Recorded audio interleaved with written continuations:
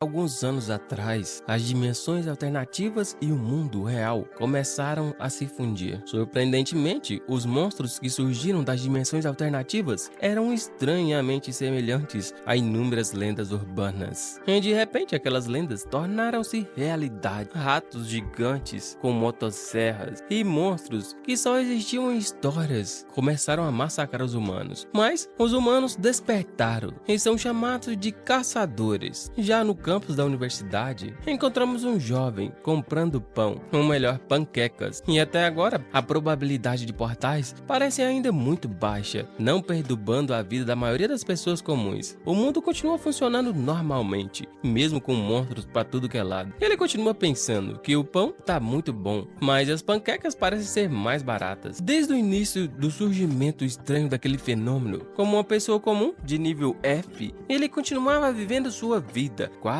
igual ao passado, sempre com tanta dificuldade de fazer duas escolhas, pão ou panqueca. Isso era tudo que ele tinha de dificuldade, ou mesmo medo de enfrentar o desconhecido. Ele então já chegou na sua sala de aula, enquanto duas meninas conversam. Parece que um perfume ali tá realmente chamando a atenção das duas. Olha só, aquele cara é apaixonadinho nessa garota. O nome dela é Li Xia. Ela logo dá um bom dia pra ele, e ele responde bom dia, todo corado. Ele nunca pensou em se declarar pra ela, porque esse cara é totalmente indeciso quando tem que fazer alguma escolha. Se a vida dele pudesse ser como comprar café da manhã, seria ótimo, mas ele ainda continua sendo indecisivo. Em resumo, ele seria muito bom em experimentar inúmeras possibilidades de vida, e no final poderia escolher a melhor e seguir em frente. Ele tá pensando novamente em escolher depois de ver o futuro, né? Mas logo ele decide viver uma vida honesta e simples, e de repente ele observa lá no céu um portal se abrindo. Imagina se você pudesse monetizar o seu canal em apenas 2 meses. E ainda por cima criando um canal sem precisar aparecer e produzindo apenas 2 horas por dia. E melhor, sem precisar ficar investindo em tráfego pago. Isso até parece um conto de fadas, mas deixa eu te falar um negócio aqui. Eu me chamo Lucas, na internet eu sou conhecido como Tio Sam, sou especialista em YouTube, com meu canal principal com mais de 2,5 milhões de inscritos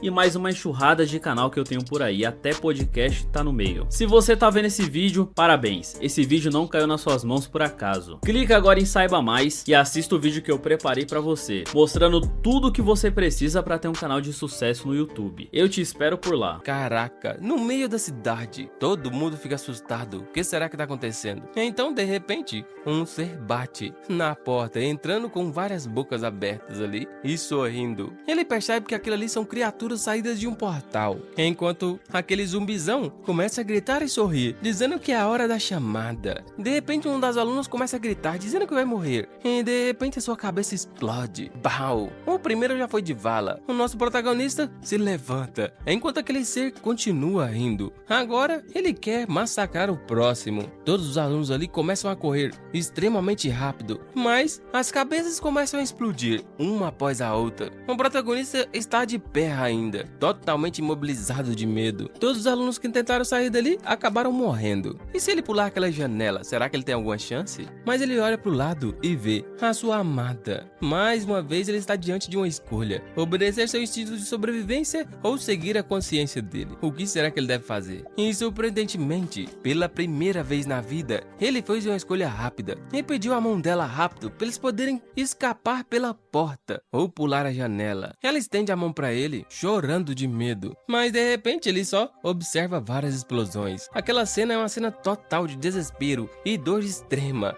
cheiro de sangue. Então, infelizmente, ele morreu. E de repente, ele acorda e vê o quê? Eu não acabei de morrer? Um déjà vu, meus queridos. Ele olha pra frente e vê as duas garotas, olhando o perfume novamente. E ela cumprimenta ele, enquanto ele fica pensando se morreu. Isso é bem estranho, hein? De repente, uma tela de sistema azul aparece. Você adquiriu a habilidade de prever o futuro. A demonstração da habilidade acabou de ocorrer. A partir de agora, aquela habilidade dele pode ser usada oficialmente. Prever o futuro tem um tempo de validade de 10 minutos. segundos e um custo de 10 pontos de energia mental. Uso único. Caramba, uma habilidade bem boa, hein? 10 minutos. Então significa que o que acabou de ocorrer agora foi uma simulação do futuro. E só ele pode ver essa interface do sistema. Então se ele tem duas opções para escolher e ele pode prever o futuro, ele pode escolher entre as duas e ver qual é a melhor opção. Muito roubado. Ele agora tá confiante. Desde que ele preveja os acontecimentos dos próximos 10 minutos, ele pode encontrar uma chance de sobrevivência. E pelo que ele se lembra, no momento que a aranha desceu a janela toda, foi o momento que o pau começou a cair a folha. O tempo flui irreversivelmente pra frente e ele não tem muito tempo para pensar. A aranha continua descendo e ele precisa prever o futuro rapidamente. Ele então ativa sua habilidade de previsão de futuro e entra num estado projetivo. E pimba, ele começa a falar para todo mundo correr que o pau vai cair a folha. A prioridade dele é fazer com que todo mundo saia da sala. Ele entra na sala e começa a falar para todo mundo vazar, que o monstro vai entrar pela porta e eles podem escapar rápido pela janela. Mas ninguém acredita nele, ninguém se mexe, um completo silêncio. A outra garota diz que aquele cara tá ficando assustador. Será o que ele tá fazendo ali? Enquanto ele pensa que ninguém acredita no que ele tá falando. Mas quando aquela anomalia chegar, vai ser tarde demais para correr. E de repente, a sua previsão é concluída e pimba, lá está a anomalia, sorrindo,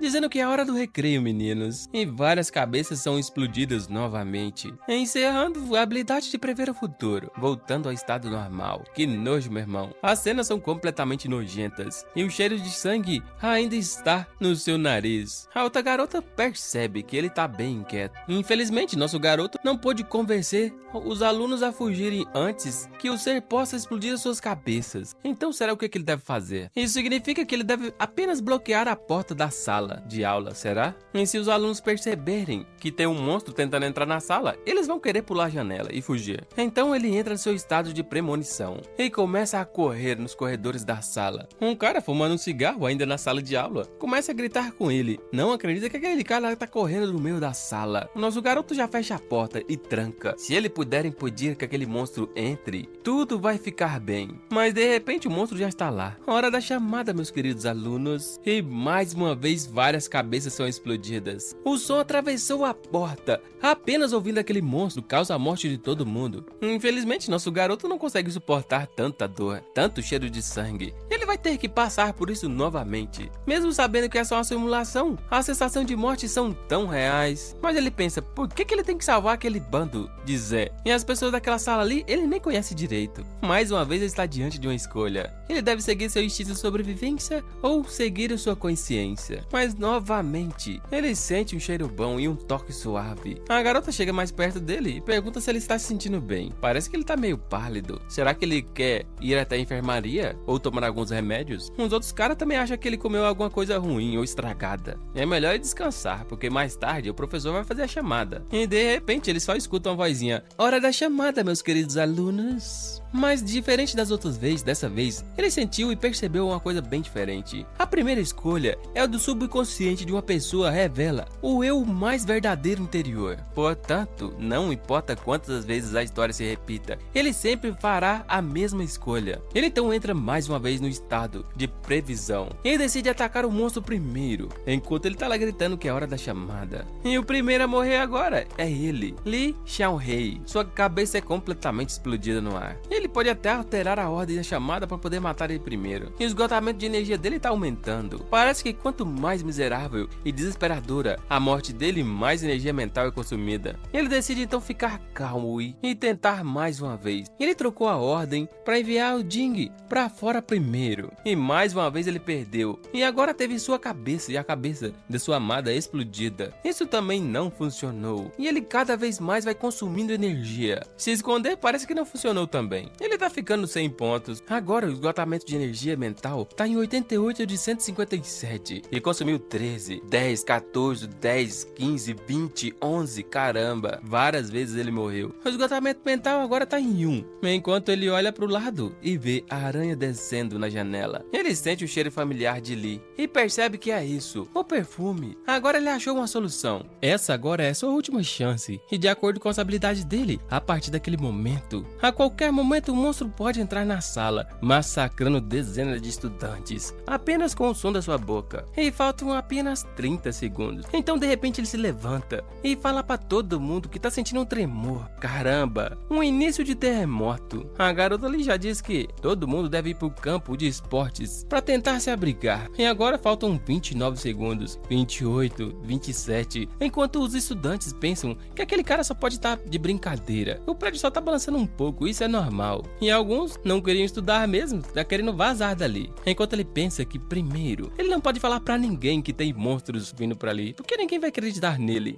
Então ele tem que ter uma estratégia suficiente para que ninguém possa confirmar se é verdade ou não. Então ele pega o perfume na mesa das meninas e continua gritando que tem um terremoto. É pra todo mundo sair dali pulando da janela, porque eles não têm muito tempo pra pensar. Mas vocês estão ligados que eles estão no segundo andar, enquanto outras pessoas estão gritando também que tem terremoto ali. Um cara só pensa que é muita sorte a sala deles ficarem no segundo andar, porque parece que tá tremendo demais. De repente, ele sente alguns espasmos e começa a xingar o protagonista, falando que aquele cara tá maluco, enquanto o protagonista só pensa que tem que vazar antes do monstro entrar na sala. O cara começa a gritar ali atrás, enquanto ele pensa que tem que fazer mais gente mais pular. E faltam agora 23 segundos. Ele puxa na gola de uma das garotas, enquanto elas estavam decidindo se ia correr ou não. Todo mundo tá confuso e eles precisam de mais tempo para poder evacuar. E agora faltam 20 segundos. Alguns bastardos ali acham que não tem terremoto nenhum. Ele não acredita, enquanto o outro só tá jogando. Outros ali continuam dormindo. Sempre tem estudantes que não se abalam. E o monstro tá prestes a entrar na sala. Simplesmente não dá tempo de enganar todos os alunos e fazê-los sair. Ele continua mandando todo mundo correr. E olha só, metade dos alunos já conseguiram pular, mas o monstro tá prestes a chegar. Um fortão da sala já manda todo mundo pular. E de repente um dos caras lá fora, quase pulando a janela, observa uma luz estranha no céu. E parece que tá escurecendo bastante. E só faltam 18 segundos, 15 segundos, 12 segundos, 11 segundos. O portal tá se abrindo. Aquilo parece ser uma dimensão paralela. O monstro tá chegando. Algumas pessoas gritam socorro, enquanto outros dizem pra todo mundo correr dali. 10 segundos. Metade dos alunos já pularam. Só resta a outra metade. Infelizmente, os últimos 10 segundos não serão suficientes para evacuar todo mundo. Ele tem uma nova ideia. Já que ele não conseguiu fazer com todo mundo vazar-se da sala, ele tem que impedir que o monstro ataque mais estudantes depois de entrar na sala. Ele precisa impedi-lo. Agora falta 7 segundos. Então ele pega um fósforo e risca. Antes ele estava só especulando sobre qual a lógica do ataque do monstro. E 6 segundos agora. E depois de várias simulações, 5 segundos, ele descobriu qual seria a resposta. Ele joga o fósforo aceso dentro do frasco de perfume e incendeia tudo. Faltando 4 segundos, o monstro já põe a mão na porta. Ele sabe que a única habilidade daquele monstro é a chamada. Faltando 3 segundos, o monstro se apresenta finalmente, dizendo que é hora da chamada, queridos alunos. Portanto, a lógica de ataque daquele cara é bem simples. Ele preparado, olha pra cara do bichão e diz pra ele tentar impedir ele se for capaz, e joga o frasco de perfume incendiado na boca do monstro. Precisamente, a tática dele é queimar suas cordas vocais, assim impedindo um ataque de ondas sonoras. Faltando 1 segundo, o monstro não conseguiu ativar sua habilidade, porque suas cordas vocais estão todas pegando fogo. Enquanto o som da escola tá aumentando o volume do rock no máximo, ele fecha a porta rapidamente e manda todo mundo vazar dali. Ele tem que isolar o som emitido por ele a todo custo. Desse jeito, ele vai conseguir impedir e ser capaz de salvar todos daquela sala. E talvez, exceto ele. O monstro continua tentando entrar, enquanto todos já saíram.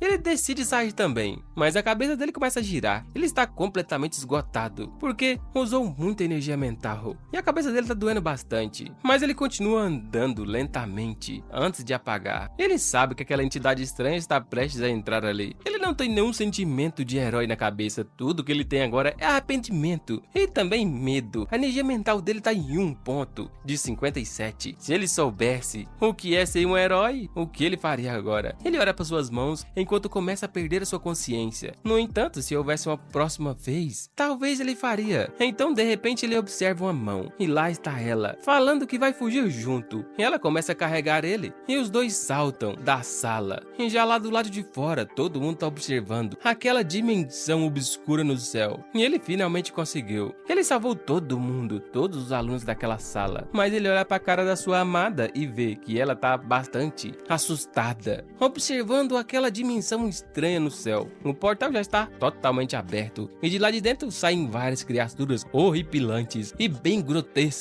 Uma minhoca com um olho e uma múmia com uma boca bem esquisita e uma espécie de sapo misturado com girino, sei lá, com várias bocas e olhos. Caramba, que bicho doido. Tem até um bicho que parece não sei o que, você tá doido. Os monstros intermináveis avançando e atacando e estão todos fodidos. Agora que o portal tá totalmente aberto, todas aquelas criaturas estranhas estão indo em direção aos humanos comuns. E diferente dos outros, ele é o único desperto ali. Parece que todo mundo vai pra vala. Mas de repente, uma espécie de escudo mágico protege eles. Finalmente, eles estão salvos. Aquela é uma barreira. Será que a Associação dos Caçadores chegou? Enquanto os monstros tentam atacar aquela barreira, algumas pessoas pedem para eles não se moverem. E o capitão tá a caminho. Eles serão salvos em breve. Aparece uma garota usando uma espécie de teleporte espacial. Ela é Ling, uma caçadora de nível S desperta do tipo espacial. Ela é a vice-capitã da equipe mais forte. E ele que tava atuando frio, eu acho isso tudo muito bom. Finalmente ele vai estar a salvo. Mas dentro daquela barreira tá todo mundo se empurrando. Um completo empurra-empurra. E de repente um dos caras ali coloca o pé na frente de uma das garotas e empurra ela pra trás. E ela cai pra fora da barreira. Caraca. E logo a amiga da amigona do Prota, Tian Chan. Todo mundo pede pro garoto ir lá ajudar ela. Mas o cara só diz que os caçadores podem salvá-la. Aparentemente aquela barreira não vai aguentar muito tempo. E os monstros já estão de olho naquela garota. Quem será que vai salvar ela? Coitadinha. Um dos monstros horripilante, que parece uma espécie de louva-a-Deus com cabeça humana, pega a garota e começa a devorá-la viva. Lascou. Mas então, um protagonista com sangue na veia acha uma tesoura bem grande e manda o monstro largar ela, enquanto ela tá lá sendo mastigada, implorando pra alguém salvar ela. O cara só diz pra ela aguentar um pouco. Então a barreira começa a se despedaçar e a garota logo manda todo mundo vazar dali. Aparentemente tá parecendo que vai chover. O monstro observa aqueles cristais caindo no chão e parece que tem um caçador de nível S, atacante da nação com habilidade de manipulação de energia, conjuração de gelo fundamental. Aqueles cristais de gelos enormes caem e começam a congelar vários monstros ali. O monstrão que tava mastigando a mulher já é totalmente congelado e a energia da garota do escudo é completamente dissolvida, liberando todos. Lá está ele, passando o relatório da filial da Associação Branca. Um evento do ataque estranho na cidade universitária suburbana foi completamente sucedido. O extermínio foi concluído. Todo mundo começa a agradecer. Ei, o caçador chegou! Ei, todo mundo começa a agradecer aquele cara. O caçador finalmente chegou para salvar todos. Aquelas criaturas estranhas foram derrotadas de uma só vez, que incrível. Algumas pessoas ali começam a pedir um autógrafo dele, enquanto ele diz que tá todo mundo salvo. Enquanto o cara faz cara de bobão, um protagonista chega bem perto, dá uma cotovelada bem no meio da cabeça daquele cara. Ele pega e puxa ele pela gravata e começa a dizer que se ele não viu alguém gritando fora da barreira. E lá está ela, a garota, ainda na boca do monstro. Infelizmente, aquele cara também a matou. Os garotos ali estão chorando, coitadinha da Titian. Enquanto o sistema do protagonista busca mais informações sobre aquele cara, o nosso protagonista fala para aquele cara que ele sabia que tinha alguém fora da barreira, porque mesmo assim ele atacou. Isso significa que ele matou ela de propósito. Mas o cara, exalando seu poder, fala pro Prota quem é ele, pra tá falando tão alto assim com ele. Aquele cara parece um novato que nunca participou de uma batalha. Salvar todo mundo? Depois de tantos anos como caçador, nunca me atrevi a ter esse sonho tolo. Ele então pega na mão do protagonista e diz bem baixinho: se eu não pudesse matar todas essas criaturas de uma só vez, a barreira ia se quebrar e aquelas criaturas estranhas iam invadir a multidão e todo mundo ia estar morto. Você deveria me agradecer por salvar milhares de pessoas ao invés de salvar só uma. Os pés dele agora começam a congelar, enquanto ele pergunta o que ele escolheria. Mas o protagonista diz: mas e se? O cara já interrompe: e se houver uma maneira, moleque? Quando você tiver capacidade de fazer escolhas, então julgue minha acordagem. O cara só manda todo mundo chamar os outros membros e fecharem o outro portal, senão aquelas criaturas vão sair sem parar. Já no outro dia, todo mundo começa a agradecer o nosso protagonista, Xiao-Rei, por poder salvar todo mundo. Se não fosse por ele, todo mundo ali tinha ido pra vala. Aquela turma é realmente bem sortuda por ter ele como o herói da turma. E olha só, aquele capitão é extremamente frio. Matou aquela garota junto com as criaturas. Se não fosse por ele, todo mundo ia ficar vivo. Mas infelizmente, um dos colegas disse que se não fosse por Titian, talvez todo mundo tinha morrido. Xiao-Rei disse que não foi culpa dele. Ele talvez tenha sido um pouco impulsivo. Ele não tá errado. Ele é um herói que salvou todo mundo, que só estava pensando no bem maior. Ele lembra da cena daquela garota bastante preocupada com ele, querendo chamar uma enfermeira para ele, ou talvez dar alguns remédios para ajudar ele, enquanto pensa que espera que todo mundo tenha o direito de sobreviver. E da próxima vez, ele quer o poder de escolher. Então, ele quer se tornar um caçador de elite mais forte do que ele. Uma motivação a mais para o nosso protagonista, que é nada mais nada menos o remorso e o arrependimento de não poder ter salvado aquela garota. Algum tempo atrás, na cidade universitária municipal, tinha vários casos de suicídio e os alunos estavam até se acostumando. Era uma coisa rotineira. E olha só, naquela época tinha muito bullying. Era totalmente normal essa coisa. Muitos alunos testemunharam e experimentaram pessoalmente o bullying terrível. O que era surpreendente é que a polícia daquele ano quase nunca recebia pedido de ajuda das vítimas de bullying. E olha só, os valentões que praticavam esse tipo de coisa só piorou com o tempo, ficando com o ego cada vez mais inflado. E a situação estava ficando cada vez mais aterrorizante. E vários alunos morrendo. Naquela época, o único lugar para que as vítimas pedissem ajuda era para os seus próprios professores. Mas os professores não estavam nem aí. Eles culpavam sempre a vítima. É a mesma coisa de condenar um cara que foi roubado pelo roubo. Ah, te roubaram porque você estava andando no lugar errado. Os caras começavam a falar que ele não é responsável por ninguém ali. Ele só é responsável pelo aprendizado deles. Se é bullying, é melhor você procurar a polícia. O pai daquele cara era o prefeito e o seu pai é tão incompetente. Então, naturalmente, um filho de um incompetente também vai ser um incompetente. É lamentável a atitude negligente de todos os professores em relação ao bullying. Mas aquilo ali foi o último prego no caixão dos estudantes. A Associação de Preparação Total da Humanidade da Filial Marinha da Cidade Real se preparava para investigar a fonte do estranho suicídio dos estudantes daquela viagem. Eles viram o seu último rosto frio e seus professores. Isso significa que a estranha origem obscura se tornou a entranha e Kukui apareceu no mundo real. Aquele é o portal de abertura daquela viagem estranha. Um grande número de manifestantes oficiais apareceu nas salas 342 de 3 universidades da cidade universitária em um curto período de tempo. A notícia saiu em vários jornais e os caras falavam que vários estudantes tinham morrido, liberando muito mais monstros do outro mundo. Nosso protagonista observava a notícia na sua TV e a seguir passava os registros de cada pessoa falecida. Ele pega seu celular e começa a perceber que depois daquele dia, a escola deu uma semana de folga para todo mundo ficar em casa. E ele não é exceção. Ele começa a observar no chat da classe que a última mensagem que ele tinha recebido é Tchan Tchan Tchan, que perguntava para ele se ele precisava de alguns remédios. Enquanto um líder da classe achava isso tudo muito estranho. Ele ser o grande herói, será que ele tinha alguma informação privilegiada? Ele não se acha um herói, pelo contrário. Então, uma notificação da Associação dos Caçadores. Olá, despertado de classe F, Li Xiao-Rei. Sua bolsa de vida deste mês foi depositada. Por favor, é melhor se verificar. Agora ele tem um painel de tributos: Força 3, Agilidade 11, Constituição 7, Mana 0, Mentalidade 58,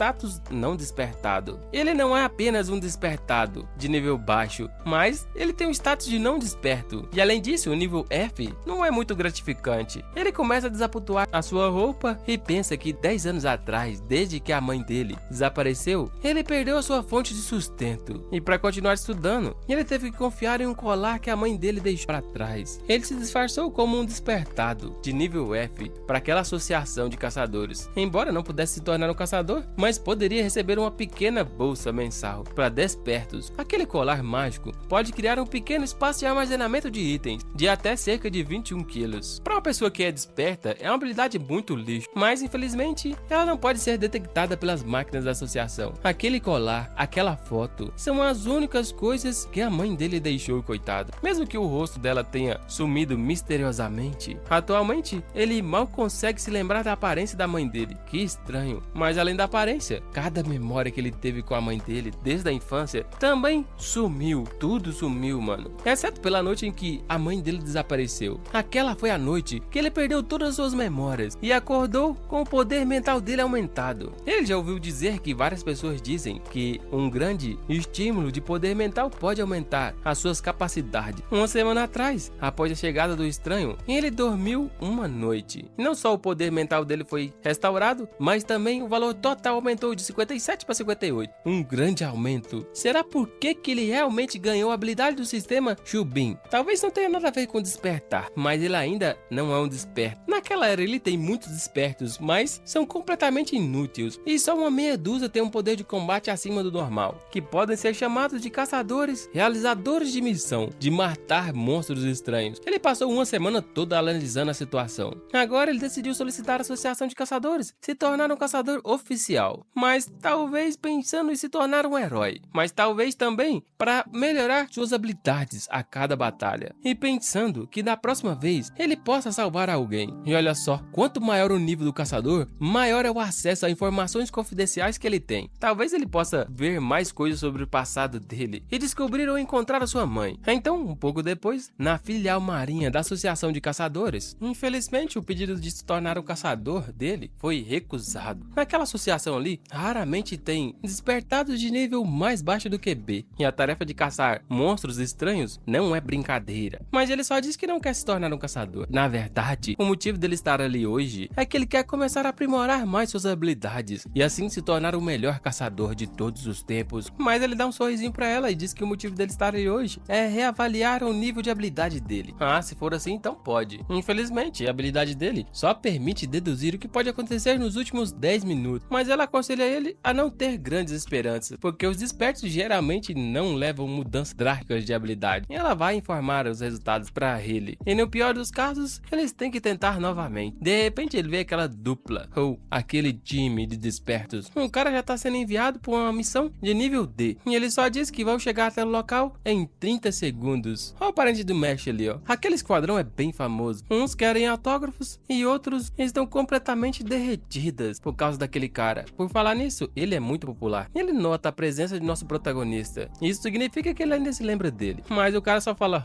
amador, e passa por ele. O cara ficou furioso e queria duelar com ele, mas a garota logo o impede, dizendo que ele mataria ele como se fosse brincadeira. E a contagem regressiva da dedução continua. E agora em 5 minutos e 55. Eles estão chegando mais próximo do laboratório de avaliação. Ele pergunta pra ela, imagina se tivesse um caçador que pudesse prever o que ia acontecer nos próximos 10 minutos. Que nível de avaliação ele receberia? Será que era pelo menos o nível C ou A ou S? Será que ele seria poderoso o suficiente para ser um caçador branco? Mas ela logo deduz que ele não entende nada sobre ser um caçador nesse mundo. Se alguém desperta qualquer habilidade relacionada ao tempo, pode prever o futuro ou voltar no passado, por exemplo, seria imediatamente classificado como o rank mais alto, nível SSS. Caramba, agora ele ficou motivado, extremamente poderoso. Mas ela logo completa que ele rapidamente seria preso pela instituição mais alta do país, sendo considerado uma arma estratégica de importância extrema, protegido pelo resto de sua vida, fora de vista. Isso significa que é só uma pena de prisão perpétua. Ele agora conclui que aquela habilidade incrível realmente chamaria a atenção de todo mundo, daquela organização de caçadores das sombras. As pessoas sempre iam ficar planejando como sequestrar ele. Agora lascou. Ele quer ser um grande caçador, mas não desse jeito. Ela pergunta pra ele se ele sabe como é avaliado o nível de habilidade dos caçadores, não apenas o quão poderosos estão no momento, mas sim sobre o seu potencial. Será que ele sabe o quanto é crucial a habilidade de prever os próximos 10 minutos em face de uma guerra nacional? Hoje em dia, um sucesso ou fracasso de grandes guerras é decidido em apenas um instante. Se eles pudessem prever os 10 minutos de uma guerra nacional, ou prever o sucesso ou fracasso de um assassinato importante, aquela habilidade nunca seria considerada um lixo, seria tida como crucial para qualquer país. Mas ele agora, percebendo o tamanho de sua habilidade, nota que ele ficou muito calmo depois de descobrir a habilidade dele, porque ele só conseguiria pensar quais seriam os resultados depois de se confessar para aquela garota. E naqueles últimos dias, a ambição dele foi apenas prever se haveria um compre mais nos códigos de prêmio das latas de bebida de lojas. Ela olha para ele de canto e diz que a última vez que ouviu falar de um desperto relacionado ao tempo foi de uma senhora que tinha uma habilidade de mudar o passado, porém tem cerca de 24 anos. Ela inexplicavelmente saiu da sede nacional da Associação de Caçadores. E naqueles anos, organizações de caçadores das trevas têm procurado por ela e nunca mais viram seu paradeiro. Então finalmente eles chegaram. Ela olha pro lado e diz pra ele que vão começar os testes. Mas cadê o cara? Ele já tá correndo ali, pensando em guerra nacional, organizações das sombras, prisioneiros de guerra. Ele só queria encontrar a mãe dele e talvez resolver alguns probleminhas que ele tenha relacionado à grana. Ele não tem nenhuma habilidade de defesa e não pode se juntar à Associação dos Caçadores agora. Ele não pode deixar ninguém descobrir a habilidade de dedução dele. E a contagem regressiva tá em 58 segundos. Ele quase se esqueceu que estava no estado de dedução. Hoje ele terminou ali. E se não der certo, talvez ele desista do objetivo de se tornar um caçador. No final das contas, aquele cara não passa de um estudante comum. É melhor ele deixar a salvação do mundo pros heróis, como os brancos. De repente ele olha pra cima e vê um teletransporte vazio. Ah, aquela habilidade é a habilidade do vice-líder dos pássaros. De repente aquela garota ensanguentada cai na sala, pedindo desculpa, falando que o nível da missão não é D. E ela começa a dizer que tá todo mundo morto e cai no chão novamente, cheia de espinhos encravados no seu corpo. Todo mundo começa a chamar a equipe médica para tentar salvá-la, mas infelizmente parece que já é tarde demais. Isso significa que um esquadrão inteiro foi morto em menos de 10 segundos e a contagem regressiva de dedução dele foi concluída. Depois de pensar muito, a única coisa que ele pode fazer é causar confusão. Ele então está decidido a tentar fazer alguma coisa, porque o melhor time de esquadrão está prestes a ser completamente dizimado. Ele decide parar com isso. Então ele chega na cena onde o cara tá dizendo que o nível de dificuldade da missão dele é D. E eles vão chegar no local em 30 segundos. Enquanto tá todo mundo admirando aquele cara, ele já entra em cena, passando por todo mundo. E chega bem próximo daquele cara, enquanto ela diz, só faltam 10 segundos. E ela vai teletransportar todo mundo pro local da missão. 9, 8. Mas antes dos 7, o cara já chega com uma porrada bem no meio da cara do cara, arremessando ele pra longe. Naturalmente ele precisa atrasar ele por alguns minutos, pelo menos. Assim ele pode evitar a extinção do grupo após 10 minutos. Ninguém ali naquela sala acreditou no que aquele cara acabou de fazer. Ele chega mais perto, puxa o cara pela gravata e diz, ora, se não é o Geshi, quanto tempo, Geshi? O que será que aconteceu com você? Todo mundo ali naquela sala fica boca aberta. O chefe foi espancado ali na frente de todo mundo e pela segunda vez. Enquanto o protagonista tá com a cara muito mal por dentro, ele tá pedindo desculpa e implorando pra não ser morto por aquele cara. Mas o cara, sendo puxado pela gravata, começa a saltar suas veias e só fala pro protagonista se ele já pensou nas suas últimas palavras. Normalmente aquele cara não ataca os mais fracos, mas pra ele vai abrir uma exceção. Atacar ele 2 vezes inexplicavelmente,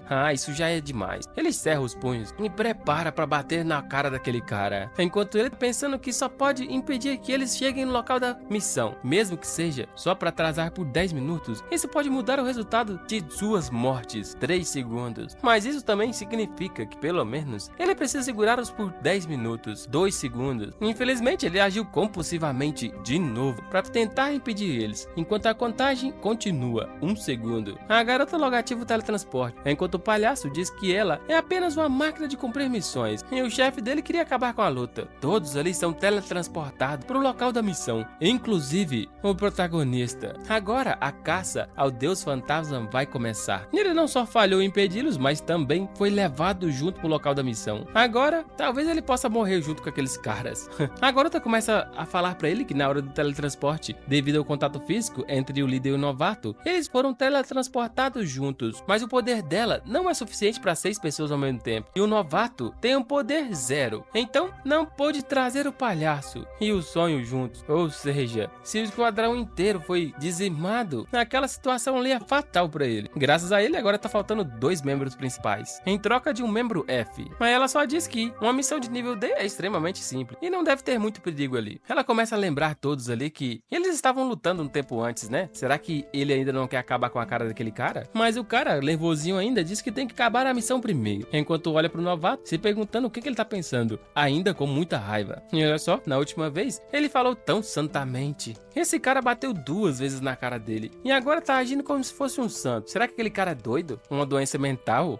Talvez possa ser isso, definitivamente. Ele então pega na cabeça do protagonista e pergunta por que ele tá tão assustado. Ele decidiu não se vingar daquele cara pessoalmente, mas depois que a missão estiver concluída, ele vai informar a Associação de Caçadores e depois dispensar vocês. É só aguardarem. Um protagonista chorando, suando o fio, diz que ele tem agora os últimos 10 minutos de vida. Ele decide usar esse tempo para pensar no estilo do caixão dele. Você tá doido? E será de qual forma ele vai morrer, hein? Será que ele vai morrer de igual aqueles insetos, enfincado em estacas? Talvez ninguém nem consiga recolher os pedaços do corpo dele. Dentro de 10 minutos, vai acontecer uma crise enorme. O pessoal do time da cidade, os mais fortes, pensam que essa missão é de nível D, mas na verdade é de nível S. Ele só pensa em dar o fora dali. Ele não pode se preocupar em salvar alguém além dele. Ele precisa se afastar o mais rápido possível daquele lugar problemático. Mas quando ele começa a correr, alguém puxa ele pela camisa, falando que um novato não pode sair por aí andando sozinho. É muito perigoso. Mesmo que ele não goste de proteger os fracos como ele, essa é a responsabilidade dos caras mais fortes. E durante a missão, contando que ele esteja bem e os companheiros também estarão bem. Então, não é pra ele sair do campo de visão dele. Ele vai proteger a segurança daquele novato. O cara começa a chorar, pensando pra ele parar de falar aquilo. Isso torna ainda mais difícil pra ele deixar eles e fugir. Falando nisso, o céu tá bem limpo. E não apareceu nada de normal. Nenhum portal apareceu naquele céu. Então, afinal de contas, será que é uma missão D mesmo? O cara continua falando que dentro da associação, os investigadores da divisão perceberam e detectaram atividades incomuns bem ali. E eles só vieram investigar ali porque surgiram apenas algumas anomalias. E geralmente são apenas manifestações que queixas individuais. Então são bastante fracos. Naquela vila ali, faz parte dos arredores da cidade, com poucos moradores. Enquanto o cara explica, o prota continua chorando e suando frio. Afinal, aquele cara continua explicando pacientemente cada passo dele. Um cara completamente compreensivo e paciente. Mas o cara observa o prota e fica pensando, por que aquele cara tá chorando? Enquanto ele explica o conteúdo da missão pra ele. Ele só acha que aquele cara é um paciente psiquiátrico. O cara é doido, mas de repente alguém chega perguntando, uai, vocês são os caçadores, né não? Cadê o restante? Não era pra ser 5? Como só tem 4 ali? E parece que um é apenas um lixo. Aquele cara é o presidente da associação dos moradores daquela vila. Foi ele que relatou aos investigadores da associação sobre uma estátua demônio encontrada num depósito de um condomínio. Ele pede pros caçadores irem com ele. Aquele velhote tá meio estranho, e eu suspeitaria. Em meio ao caminho, em vários destroços, um lugar completamente quebrado, destroçado, eles continuam conversando. O presidente dos moradores ali continua falando que a cada década que passa, parece que a sociedade esquece que eles existem. As pessoas dali desejam enriquecer da noite pro dia, e alguns até começaram a acreditar nessas coisas sujas, aquelas seitas. O cara não quer escutar nada, mas o resto do time tá bastante atento. Um velhote continua falando que o filho deles tem a mesma idade de você e só fica no celular o dia todo. E por falar nisso, quando ele era mais jovem, ele era bem bonito. Aparentemente aquela rua ali é bem mais pobre e os moradores têm uma renda bem baixa. Coitadinho, tem algumas barracas de frutas que parecem uma espécie de feira, mas tá faltando fruta, tá faltando é tudo mesmo. As frutas parecem frescas, mas ninguém tem dinheiro pra comprar. Mas por que será que ele não vê nenhuma barraca de carne? Será que eles não podem pagar? Será que é só impressão dele? Ou parece que não tem nenhuma criança ali? Isso significa que o índice de natalidade tá extremamente baixo assim? Não é possível. De repente um papel vem voando, prega na cara dele. Ele tira e observa a foto de uma guria. Aparentemente aquilo ali é um anúncio de pessoas desaparecidas. Crianças desaparecem facilmente ali.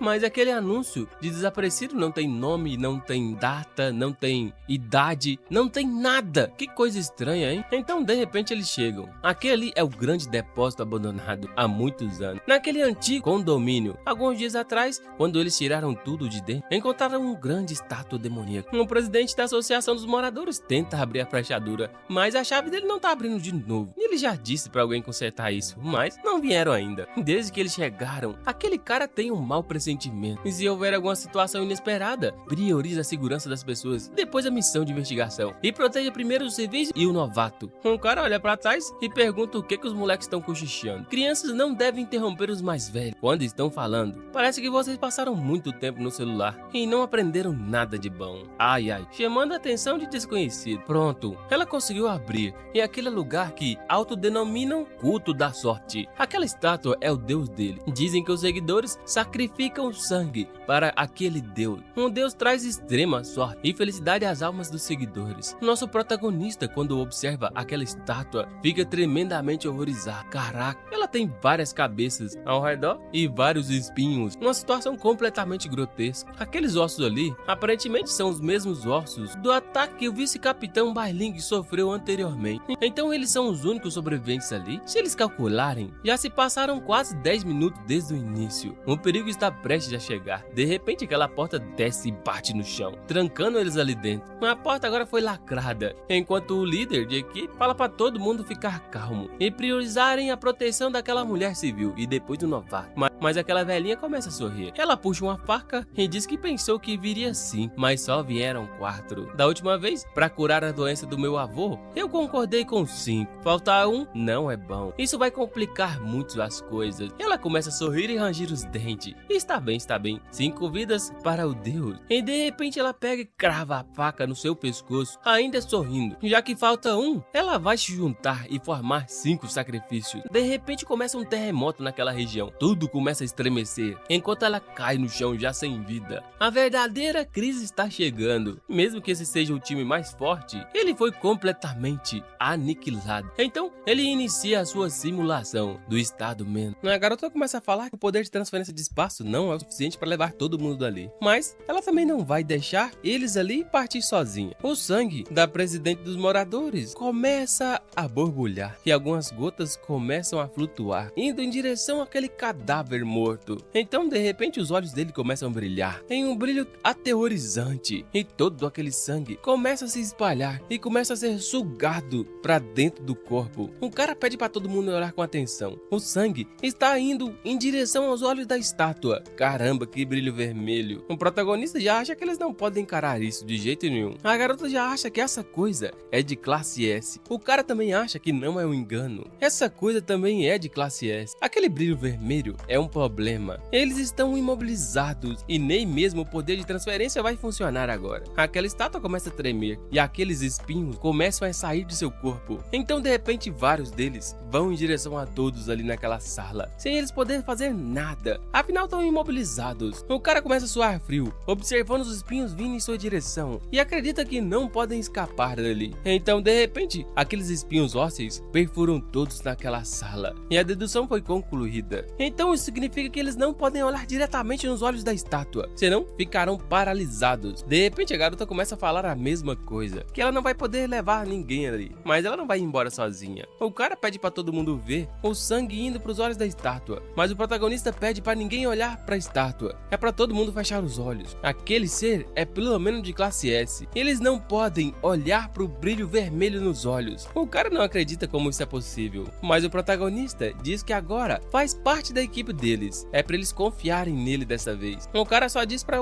ouvirem ele. Todos obedeçam e fechem os olhos. É melhor retrocederem rapidamente e se espalharem pelo depósito, enquanto a estátua continua emanando aquele brilho vermelho. Infelizmente, agora com os olhos fechados, como eles vão saber de onde vem o ataque? E se o inimigo atacar? O cara só acha que tem uma sensação bem estranha de lentidão no corpo dele, só porque a luz chegou no corpo dele. Imagina se ele tivesse abrido os olhos, mas de repente aquela estátua começa a ativar seus espinhos novamente. O cara então grita que os espinhos estão vindo de cima. Então a garota usa a magia espacial e transfere todos os espinhos para outro local. Ele realmente conseguiu prever o que estava prestes a acontecer, mas aquela situação é diferente das anteriores. Com base nos ataques do ser, em cada contra-ataque que damos, isso vai criar um efeito borboleta. A situação muda rapidamente. Há muitos dados e possibilidades. Eles não podem prever completamente o desfecho disso. Então, da próxima vez, ele vai tentar esse método pela primeira vez. Ele então usa novamente sua dedução em tempo real. A estátua continua atacando todos, mas a garota continua protegendo, utilizando agora seu escudo. Embora não estejam paralisados, as habilidades deles agora estão consideravelmente limitadas e os movimentos também mais lentos e também desordenados. O cara começa a duvidar, será que esse cara tá dizendo a verdade? Porque aquilo ali também parece um poder de classe S realmente. Enquanto o nosso protagonista pensa qual será o próximo ataque, então ele entra no modo de dedução novamente, enquanto a garota tá usando sua magia espacial. Infelizmente, dessa vez não foi capaz de repelir todos os espinhos. Todos ali naquela sala são completamente perfurados agora. Ele só só fala que é pela lateral o ataque. E o líder Frozen ativa uma lança de gelo e consegue repelir todos os espinhos ósseos. A velocidade daquele ser é rápida. O ataque é quase inevitável e aparentemente as ordens do novato coincidem com o movimento em que o ser ataca. Se não fosse ele, simplesmente não haveria tempo de se defender. Será que aquele cara é o único em 1 milhão a ter o controle de tempo? Ou será que é isso impossível? Enquanto nosso protagonista está pensando em tentar bloquear um novo ataque, usando a dedução para economizar uma chance de defesa. Então ele entra novamente e percebe outro ataque, só que dessa vez os espinhos vêm em espiral pela esquerda. Ele então diz para Gelon que o ataque vai vir pela esquerda, é melhor se defender e rápido. Mas de repente o cara é totalmente perfurado, afinal ele não sabe como se defender, ele é apenas um suporte, coitado. O protagonista, observando aquela cena, acha que ele realmente não parece um curandeiro, então ele sai de modo de dedução. Ele fala para Gelong que não tem tempo nenhum, é melhor acelerar todos. O cara então começa a ativar sua habilidade classe A, passo instantâneo, enquanto o protagonista diz que está vindo, é melhor todos desviarem para trás. Diferente das últimas vezes, aqueles espinhos ósseos agora provocam explosões. Caramba, a pressão foi aterrorizante. O cara começa a pensar que aquele novato até conhece o tipo de batalha de Gelong. Será que ele não é de controle temporal? Ou será que é de percepção? Aparentemente ele não vai poder chamar esse cara de novato novamente. O nosso protagonista diz que a seguinte agora é no chão. Eles não pulam, usando a habilidade da garota, e vários espinhos saem do chão, quase perfurando todos ali. O cara diz que vem outro ataque atrás dele. Parece que à medida que eles se movem, as habilidades deles revelam mais. O cara começa a gritar que agora o ataque vem de todos os lados, ao redor dele, enquanto a garota usa o escudo para proteger ele. Aparentemente aquele ser acha que ele tá sendo responsável por defender todos os ataques e tá direcionando todos os ataques em direção ao protagonista. Agora, o seu espírito está reduzindo cada vez mais, mas pelo menos, quando ele abriu os olhos durante a dedução, percebeu que eles estavam perto da saída. Ele então diz para todos andarem diagonalmente para trás e para direita e pede pro cara desviar. E de repente os dois dão de cara um com o outro. Os dois ainda de olhos fechados começam a discutir. O cara começa a falar que ele não sabe a diferença de direita e esquerda, mas o outro já diz que em combate entre equipes,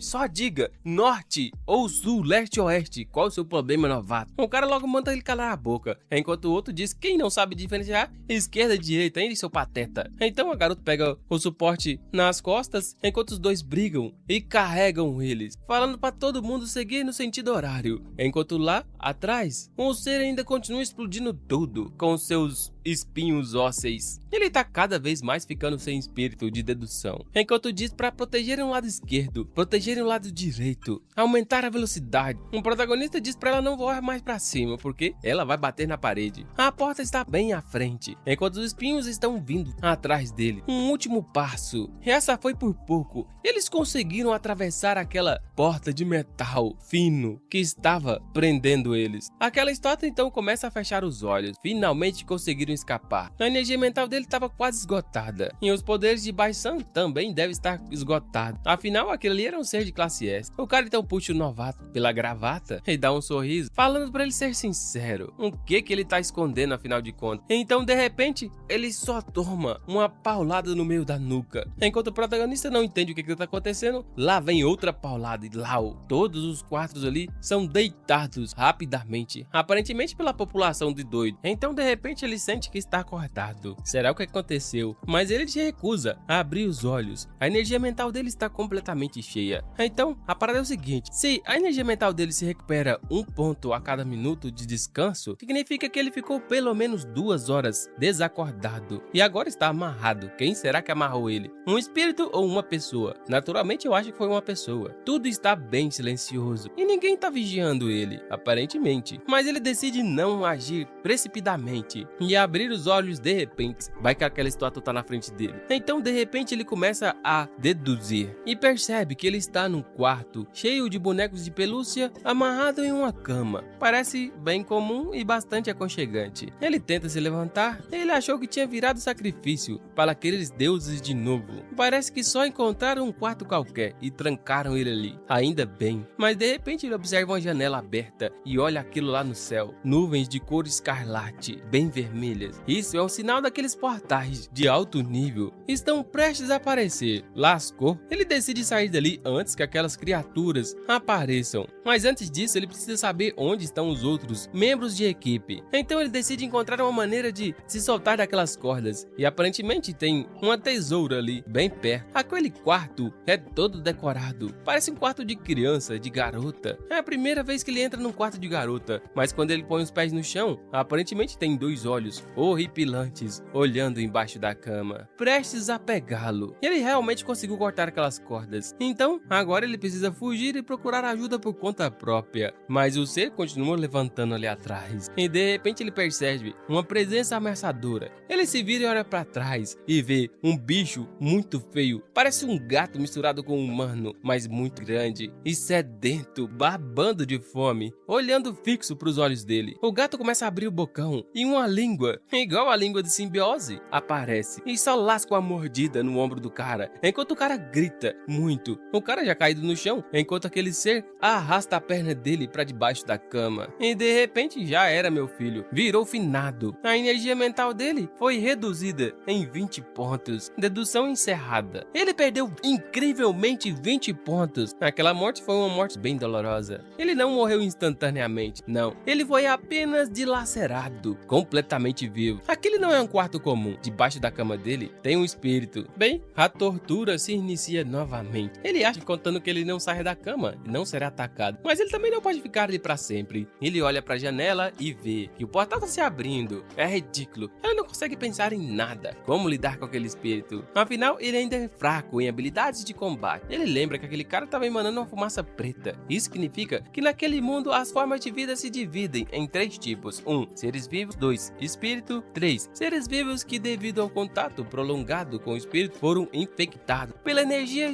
de espíritos e perderam a sanidade mental, caracterizados pela energia espiritual. Então, significa que aquela coisa embaixo da cama não é um espírito de verdade, mas sim um ser vivo infectado. Então, ele pisa no chão novamente e começa a entrar no seu estado de dedução e acha que aqueles seres vivos não são tão fortes como os espíritos verdadeiros. E ele está decidido a não desistir. Então começa a correr para pegar aquela tesoura e rapidamente corta as cordas. E talvez consiga sair dali vivo, lutando com a tesourinha, coitado. Um ser então emana e começa a olhar para ele novamente. Toda a confiança que ele estava até agora sumiu, meu irmão. Infelizmente ele foi dilacerado novamente e perdeu mais 20 pontos de energia mental. Caraca, sem chance alguma de vitória, coitado. Realmente, aqueles mangá de ação são tão mentirosos. Gritar frases de efeito não cria milagres. Sem dúvidas, meu filho. Realmente fracos não deveriam sair de casa. Será porque ele quis ser um caçador? Mas rapidamente ele tem uma ideia. Se toda vez que ele começa a sair da cama, aquele bicho vem e ataca dele de novo, então significa que a cama é baixa e a visão dele só tá do lado de baixo da cama. Então a visão também é baixa. Se ele quiser ficar vivo, ele tem que pegar a tesoura sem pisar no chão. Ele percebe que tem uma cadeira bem ali perto, então significa que é só ele pular na cadeira e depois pular na mesa e pimba. Ele tá bem perto de vazar dali. Ele não sabe se aquela porta tá trancada ou não. Se tiver trancada, mas ele vai conseguir alcançar a maçaneta da mesa. Então ele começa a entrar no seu estado de dedução e decide tentar. Primeiro, ele pula na cadeira. De fato, ele conseguiu. Afinal, o monstro não saiu. Agora ele pula na mesa. Então, consegue cortar todas aquelas cordas. E o próximo passo é bem arriscado. Abrir a porta. Ele percebe que, mesmo que ele não consiga alcançar a maçaneta, a porta não tá trancada. Só tá encostada. Ele tenta pegar a maçaneta de cima da mesa, mas ainda não conseguiu. E de repente a porta se abre. E ele consegue se pendurar na porta e o portal. E pisa do lado de fora. E fecha a porta. Caramba, que sorte. Ele realmente conseguiu escapar e agora tá na sala. Mas de repente uma mão sinistra paira em seu ombro. E lá está, um bicho horripilante, de 4 braços, tremendamente alto e esquisito, falando que finalmente encontrou ele. O monstro chega bem pertinho e diz pra ele: olha, querido,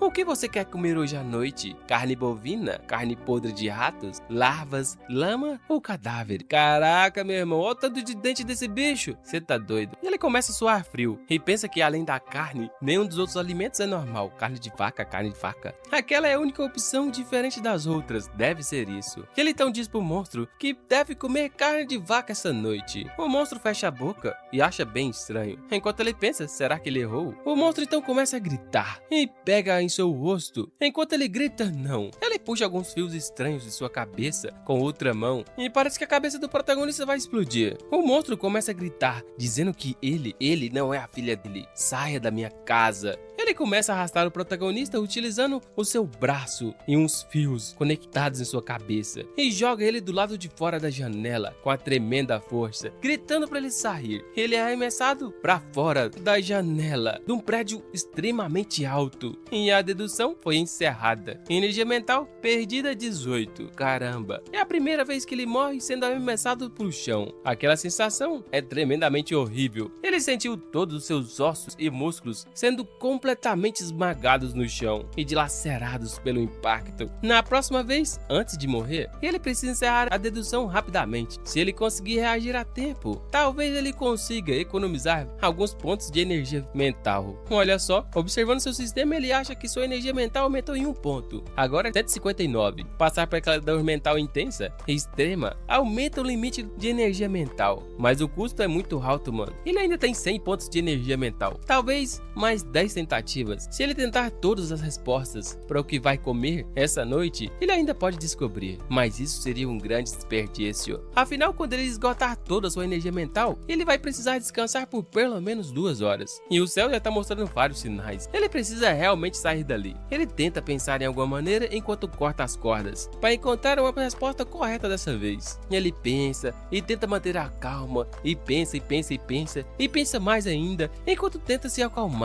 Mas ele continua se lembrando da sensação de ser despedaçado e dilacerado. Aquela sensação não sai da cabeça dele, coitado. Por que ele tá pensando nisso? Esse cara só queria ser um estudante comum. Mentira. Ele queria ter um emprego qualquer, depois se formar e namorar alguém. Mentira. Ele queria encontrar sua mãe, todo mundo sabe disso. E depois ter filhos e pagar a hipoteca, vivendo uma vida previsível. Ah, ele tá fazendo isso para encontrar a mãe dele. Agora lembrou do objetivo, né? Sem vergonha. Mas se a mãe dele estivesse ali, ela não gostaria de ver ele naquela situação, sem dúvidas, porque aquilo ali é muito perigoso. Quanto mais ele pensa, mais a cabeça dele fica tremendamente confusa. Então, de repente, um estalo em sua cabeça. Ele vê um diário da dona daquele quarto. Parece ser um diário de uma menina. E ele começa a ler e vê: querida mamãe, 12 de novembro, segunda-feira, tempo ensolarado. Hoje faz 4 anos e é o aniversário dela. Mamãe, me deu um diário. Muito obrigado, mamãe. Mamãe é minha grande heroína. Eu a amo muito, mamãe. Ele lembra que aquele espírito na sala continuava dizendo que ele não é a filha dela. Então, ele chega na parte do dia 23 de dezembro, quinta-feira, num tempo ensolarado. Hoje ele contou ao professor e às coleguinhas que ele vive em uma família feliz. Quando ela voltou para casa, a mamãe disse que não era uma família de 5, mas sim de 4. E o preto não é nossa família. Mas ela acha que a mamãe tá muito errada. E quando ela crescer, ela vai comprar uma casinha, comida bem gostosa de gato para ele. Que garotinha adorável. Uma família bem carinhosa. Então, no dia 2 de março, segunda-feira, tá escrito no diário que a vovó dela estava bem doente. E depois, no dia 1 de abril,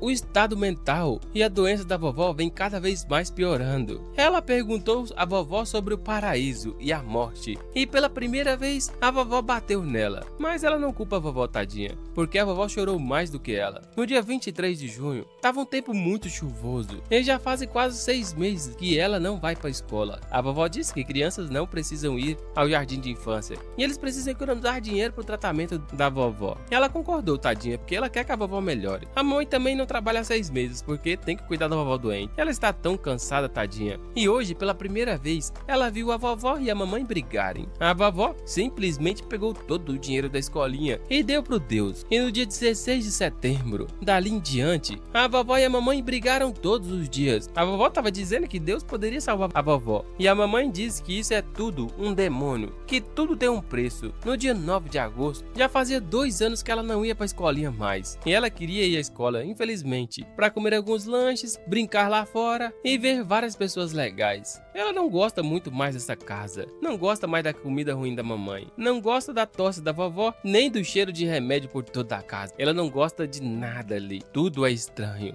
No dia 28 de março, à noite, a vovó saiu escondido. Quando ela voltou, ela trazia um frasco de remédio. A vovó começava a gritar e não queria que o vovô tomasse aquele remédio. Depois, o vovô acalmou e disse que não tomaria o remédio. O vovô disse que, na verdade, também não queria deixar ele, nem aquela casa, e nem ir para o paraíso. No No dia 10 de novembro, era o aniversário de 7 anos dela, e ela chegou tão animada para receber o seu presente. Afinal, ela queria preparar uma surpresa para a família querida, e queria crescer rápido e ficar forte e livre. E de repente, o diário ficou sem páginas, acabou. O diário terminou ali, caramba, o que será que aconteceu com aquela família? Mas agora eles sabem o que eles vão comer aquela noite. Bem, então com base no que está escrito no diário, aquela garotinha no quarto é a filha do espírito no cômodo da sala. E naquele diário tem vários registros extremamente detalhados dos hábitos diários daquela garota. Então ele entra no seu estado de dedução e chega na parte que o espírito pergunta o que eles vão comer aquela noite: ratos, carne bovina ou carne podre, larvas, lamas ou corpo. Por algum motivo, a mãe daquela garota, um apego após a morte, transformou ela em um espírito, mas ela ainda se preocupa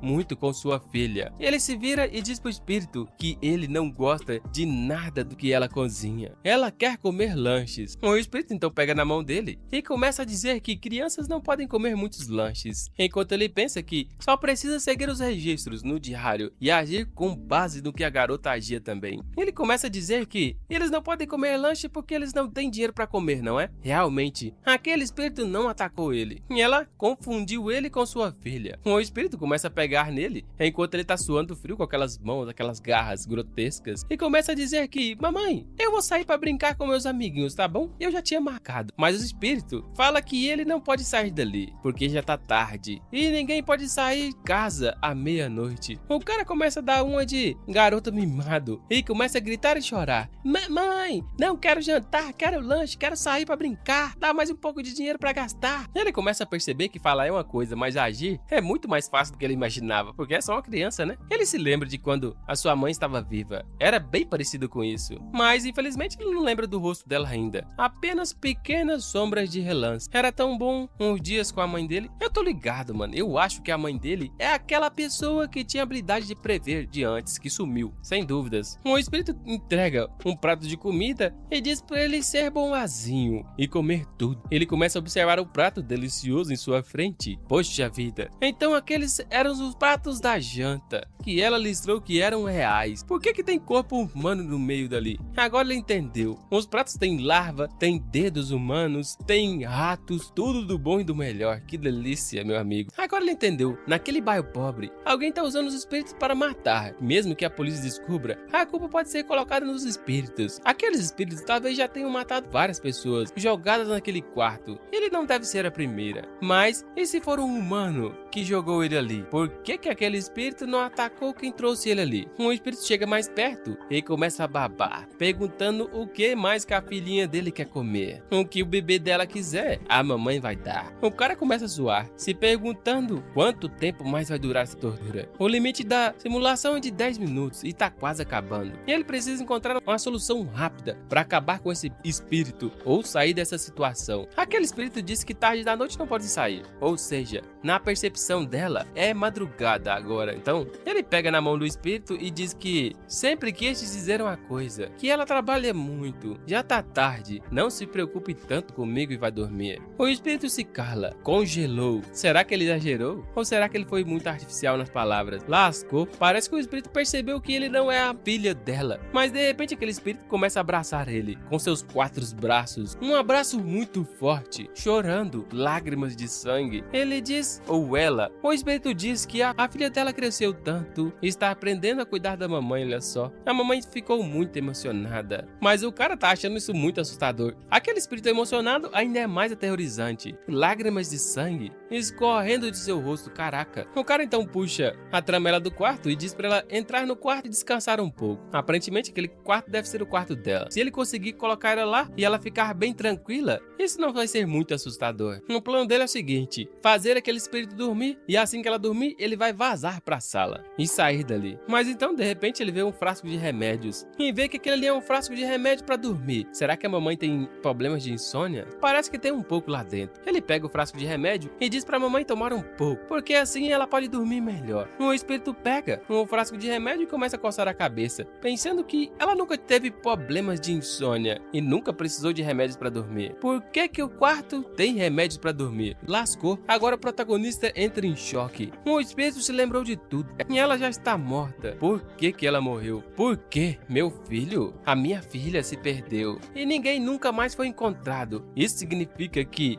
aquele cara ali não é a filha dele. Agora, nosso protagonista foi pra vala. O monstro começa a grunhir e avançar em direção a ele, com seus 4 braços e a boca aberta cheia de dentes. O espírito começa a falar que ele não é a filha dele. Aonde está a filha dele? Onde está minha filha? Caramba, aquele ser recuperou a memória. Ele precisa encerrar a simulação imediatamente. O espírito começa a gritar: Tintian, minha filha querida Tintian, onde você está? Lascou, ele conhece esse nome. O nome da filha dela é exatamente o mesmo da colega Jin Tintian, que morreu uma semana atrás. Infelizmente, ele não conseguiu salvar a sua colega. O espírito começa a abrir aquela bocona, ameaçando comê-lo de uma só vez, enquanto ele se distraiu. E de repente, vral, o cara foi pra cova, completamente dilacerado. E ele perdeu 20 pontos de energia. Isso significa que ele foi morto lentamente e comido. Ele acorda tremendamente trêmulo e já depois de tirar todas aquelas cordas em cima da mesa, ele tá se lembrando da dor insuportável daquela boca cheia de dentes gravada em sua carne. Mas dessa vez, ele não quer desistir. Uma semana atrás, ele não conseguia nem salvar aquela colega Tintian. E esse foi o maior arrependimento da vida dele. Mas dessa vez, ele quer ajudar essa mãe, que também tem uma filha chamada Tintian. Mesmo que a mãe dela tenha se transformado em um espírito, uma mãe sempre é uma mãe. E se fosse com ele, não importa no que a mãe dele tivesse se transformado, ela sempre seria a mãe dele. E acha que Tintian pensaria o mesmo. Então ele pisa do lado de fora e pergunta se a mãe dele trabalhou muito, que hoje ele vai preparar o jantar. Afinal, a filha dela desapareceu e a mãe dele também está desaparecida. E tem muitos ingredientes frescos naquela casa, enquanto o espírito continua observando. Embora ele não saiba onde a filha dele está, se ela voltar, com certeza vai querer ter uma boa refeição com a mãe. O espírito começa a olhar aquela comida tremendo, enquanto ele pensa que aquela é a primeira vez que ele escolheu não ativar a simulação. Mas não sente medo algum. Ele pede para aquela mãe espírito comer junto. E naquele momento, aparentemente, parece ser apenas um jantar em família, sem despedidas e nem perdas. Aquele quarto antes estava cheio de poeira. Enquanto ele pega e esconde o remédio, ele diz que a mamãe trabalhou muito e é para ela dormir cedo. E ele também imagina que aquela garota também tenha desaparecido. E a mãe de Tintian evitou entrar naquele quarto, tadinha, porque tinha medo de se lembrar da filha. Por isso, naquele diário, provavelmente nunca foi aberto pela mãe dela. Ele então começa a sair do quarto agradecendo à mamãe, que ela é a heroína dele e ele a ama. O sentimento daquela garota, ele conseguiu passar para aquele espírito. Enquanto o espírito deitado diz que a garotinha dela cresceu. Boa noite. E lágrimas de sangue saem de seus olhos. Agora a situação da mãe foi resolvida, mas ele continua achando que não conseguiu salvar aquela colega no passado. E no futuro, se ele tiver oportunidade, vai encontrar mais pistas sobre o desaparecimento dela. Bai Zhen tinha razão ao criticar ele. Será que sou sentimental demais? Como pode se simpatizar com o espírito? Ele se lembra que ainda tem outro quarto ao lado. Aquela casa tem 3 quartos e uma sala. No primeiro quarto tem aquela criatura infectada. No segundo, o espírito da mãe, que perdeu a filha. E o terceiro, o que será que tem? Vocês estão ligados que tem 2 casal de idoso ainda, né? Ele decide não testar o que tem naquele quarto. Ele não quer saber o que aconteceu com a família inteira. E só quer sair dali rápido e encontrar-se com os outros. Mas antes de abrir aquela porta, ele pensa e começa a entrar numa paranoia. E tiver mais espírito no corredor, mas ele ainda tem pontos de energia mental e decide usá-los para ver como tá a situação do lado de fora antes de sair. Então ele abre a porta e de repente alguém interrompe, perguntando se ele pode ela junto com ele. Caramba, mais um espírito, e dessa vez completamente diferente. Impossível, aquela família não era uma família de 4 pessoas? Como pode haver mais alguém ali dentro? Caramba, nem gênero e nem idade batem. Por que aquele ser está ali? Aquela garota olha para ele e pergunta se ele pode tirar ela dali. Afinal, ela não consegue mais encontrar o corpo dela, mas ele sente toda aquela pressão que emana do corpo dela. Aquele espírito é mais opressor do que qualquer espírito que ele já enfrentou até agora. E tudo que ele quer é correr dali, perna para quem te quer. Ele começa a correr e aquele espírito começa a andar atrás dele, emanando uma aura estranha, enquanto ela diz que ele não pode fugir dali. As veias dela começam a saltar e ela pergunta se ele encontrou o corpo dela. Então um buraco abre de sua mão e de lá sai sangue, formando uma espécie de adaga. Ela então começa a jogar várias adagas nele. Algumas caem bem próximo dele, enquanto ele tá correndo. Aparentemente aquelas adagas, quando caíram na sombra dele, danificou a alma dele. Agora ele não consegue se mover, ele está imobilizado. E ela lança mais adagas em direção a ele, falando que ele não tem permissão para sair dali. Ele olha para trás e vê todas aquelas adagas de sangue. E quando está prestes a morrer, ele tenta acabar logo com a dedução. E finalmente ele conseguiu finalizar. Ele perdeu apenas 10 pontos de espírito. Ufa, essa foi por pouco. O choque da experiência foi tão grande que ele até caiu de bunda no chão. Infelizmente ele não vai poder sair dali, não pelaquela porta. Tem outro fantasma naquela sala. Desde que ele queira ir embora, ela vai aparecer. Então isso significa que ele não pode ir embora sem encontrar o corpo. Será que o corpo dela está naquela casa? Mas ele andou por toda a casa e não achou nada. Na sala de estar, na cozinha, no banheiro, o primeiro quarto, o segundo quarto, além de o último quarto. Ele ainda tem 70 de espírito, de 159. Ele então chega mais próximo do quarto, se perguntando o que há de errado com aquele quarto. E quem que era aquele fantasma de agora a pouco. Ele então começa a abrir aquela porta, e de lá de dentro começa a sair vários sons de tossidos e muita tosse. Caramba, tem outro fantasma lá dentro daquele quarto. Lá dentro do quarto tem um velhote deitado na cama, tossindo bastante, todo franzino. O espírito tossindo pergunta se o querido dela já voltou, enquanto o protagonista pensa que isso não está certo. Aquilo não é um fantasma, é apenas um velhote. Será que existe mesmo uma pessoa viva dentro daquela família, lá naquela casa, vivendo com aquele tanto de fantasmas? O cara começa a dizer que estava tão doente que não conseguia nem ficar de pé. Como ele sobreviveu num lugar cheio de maldade? Ele começa a suar frio e de repente começa a observar todo aquele quarto.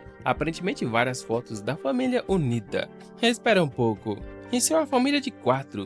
Jean, Jafu, tem um avô, tem a mãe, a neta e o gato.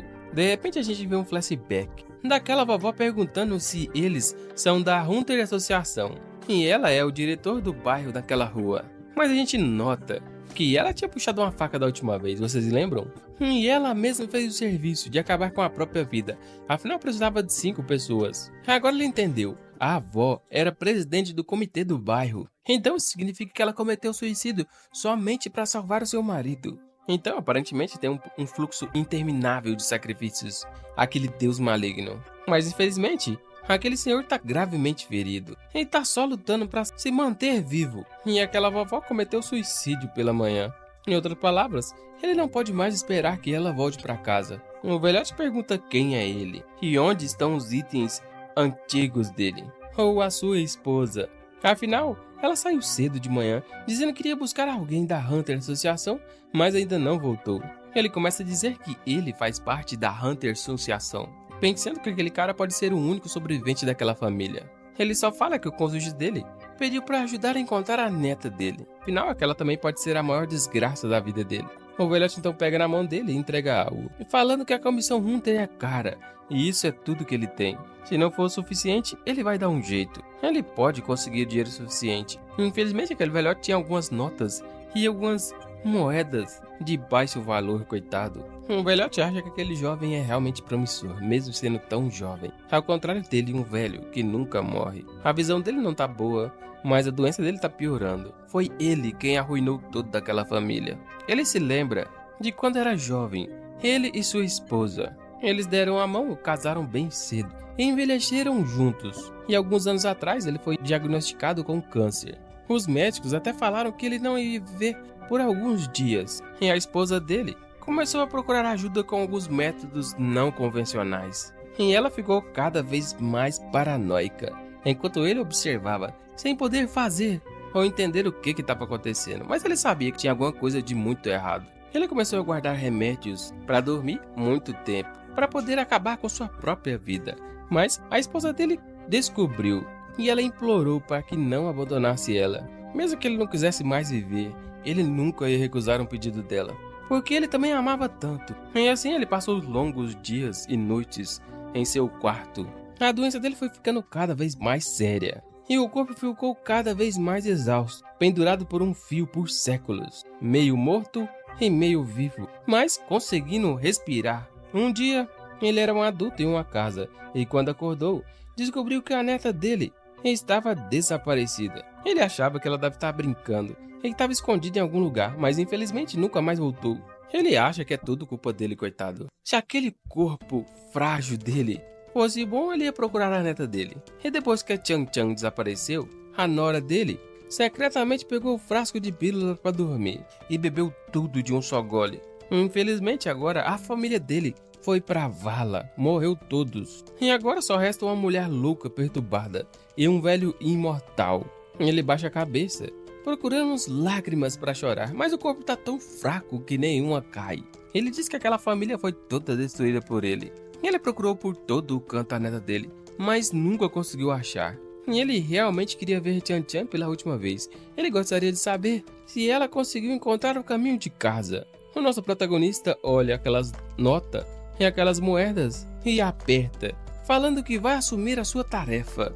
Ele vai pegar a Chan Chan e trazer ali para ver ele por uma última vez. Então esse é o final da dedução infinita. Inúmeros tópicos anteriores convergiram na mente dele e ele pensa que sabe onde está Chan Chan desaparecida. Finalmente ele descobriu toda a verdade sobre aquela família de 4. Então ele começa a abrir a outra porta, pensando que vai acabar com isso agora. Então ele chega lá novamente. Lá está ela, perguntando se ele pode levar ela embora. Ele olha para o lado e diz que pode. Ele não vai mais cair nesse truque doce. Aquela é a doçura de Hanzou. Ela fica muito alegre e fala que ela está presa naquele quarto há bastante tempo, porque ela não consegue encontrar o corpo dela. Ele olha para ela, enquanto nota que ela parece uma mulher madura, mas eles chamam ele de irmão, enquanto ele parece ser um estudante universitário ainda. Isso significa que ela deve ser bem nova também. Enquanto ela está lá pensando em alguma coisa, ele se lembra do que estava escrito ali. O fantasma é gerado pela obsessão dos seres humanos diante da morte. Se Chan Chan estiver morta, então sua obsessão pode ser se tornar uma adulta madura, ansiando por liberdade e força. Ele se lembra que aquela carta estava escrita que Chan queria ir para a escola e adorava comer, brincar e também queria ser livre. Ela não gostava de ficar em casa e também não gostava de vestir aquelas bolsas e roupas ruins da mamãe. Ela não gosta dos gritos constantes do avô, nem do cheiro de comida e todas aquelas coisas que a gente já sabe. Mas entre elas tinha uma intrigante: o desejo dela de poder crescer forte e livre. Então, se você entender dessa forma, a família de 4 pessoas está completa. Ele então começa a tirar ela do quarto e ela começa a observar tudo: a comida do gato, a tigela do gato. Então significa que é uma família de 5. Afinal, vocês lembram daquele gato preto? Em uma das partes daquela carta, ela sempre falava que era uma família de 5, não de 4, porque o gato também era parente dela. O gato preto nunca sai do lado do dono. E a primeira vez que ele acordou no primeiro quarto, ele estava debaixo da cama. E em teoria, aquele monstro é uma criatura infectada por energia estranha. E aquelas criaturas estão com o fantasma há muitos anos. O gato, ao olhar a presença da sua dona, começa a se destransformar e se transforma em um felino, bem bonitinho. Por enquanto, meus caros senhores, o nome desse gato é Kuroku. Se o gato preto é leal e consegue ficar com seu mestre, então significa que ele então começa a desmontar toda a cama para observar o que tem lá embaixo. Porque aquele gato estava se escondendo debaixo da cama e não deixava ninguém chegar a um passo daquela cama. Talvez seja porque o corpo do dono esteja lá embaixo, pregado debaixo da cama. Nossa senhora, que cena! Aquele fantasma tinha buracos de sangue e unhas pelo corpo. Essas são as marcas dos pregos deixados no cadáver. De repente, aquele fantasma começa a se lembrar. Ela se lembra de Jindu, das peças das calças do mal mostrarem todo o seu poder. Enquanto lá, a velhinha estava mostrando sua devoção para uma estátua hindu aterrorizante. Ela começava a falar em todas suas orações que seria bom se o velhinho dela pudesse viver mais algum dia. E para pagar esse preço, ela estava disposta a pagar qualquer que fosse esse preço.